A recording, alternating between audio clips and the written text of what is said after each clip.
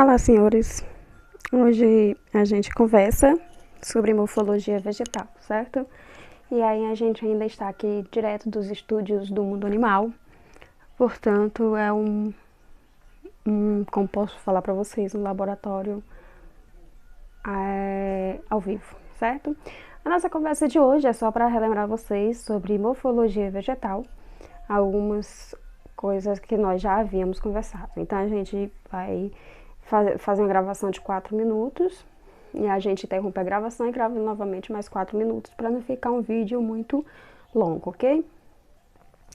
Então, senhores, para a gente falar de vegetal, a gente precisa recordar que todo ser vivo ele é dotado de uma célula, certo? E a gente recorda que existe dois tipos de célula, uma com um núcleo bem delimitado, protegido, e outra com um núcleo, e o outro sem núcleo, certo? Que aí a gente lembra que são células eucariontes e procariontes. Então, a eucarionte são células pertencentes ao reino das plantas, ao reino dos animais, ao reino dos fungos, ao reino dos protozoários.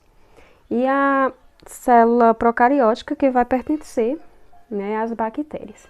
Então, aqui a gente tem uma célula eucariótica e dá para você saber que é uma célula eucariótica com esta informação, que o núcleo é protegido. Como é que eu sei que o núcleo é protegido? Porque olhando para aqui essa célula, você observa que aqui da região nuclear tem a proteção desse núcleo por essa membranazinha aqui, em destaque, pretinho.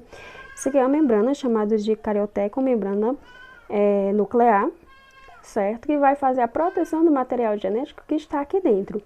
Quando a célula é procariótica, esse material é todo disperso na região do citoplasma da célula procariótica, ok? Essa aqui é uma célula eucariótica do reino vegetal. Você observa que algumas organelas estão presentes na célula animal também. Por exemplo, complexo golgiense, lisossomo, mitocôndria, ribossomo, membrana plasmática, porque não existe célula sem membrana plasmática. Toda célula tem membrana plasmática. Nucleolo, núcleo, algumas células animais têm presença de vacúolo, certo? Um destaque para essa célula vegetal é a parede celular, certo? Então, essa parede celular vai servir para o que nesta célula?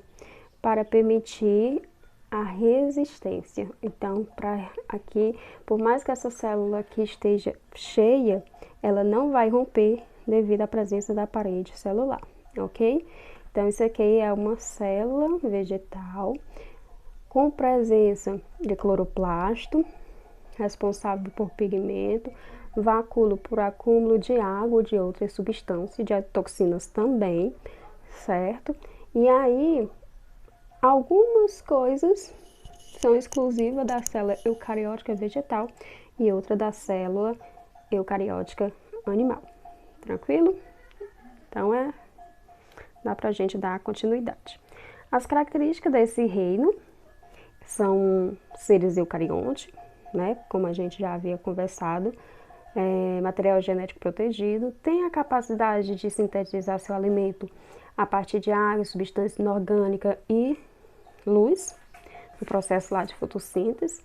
Algumas plantas não têm essa capacidade de fabricar seu alimento, né, de fazer essa síntese alimentar, então elas precisam retirar seu alimento de outras plantas, e aí elas são chamadas de parasitas. As plantas, eles são chamadas de embrião independente do corpo materno, certo? E, por exemplo, a gente não consegue o nosso desenvolvimento se a gente não estiver dentro do corpo, lá da região do útero da nossa mãe. As plantas têm essa capacidade, certo? E se a gente está falando de planta, a gente está falando no reino plantário, ok? Então, a gente volta daqui a pouco com mais informações.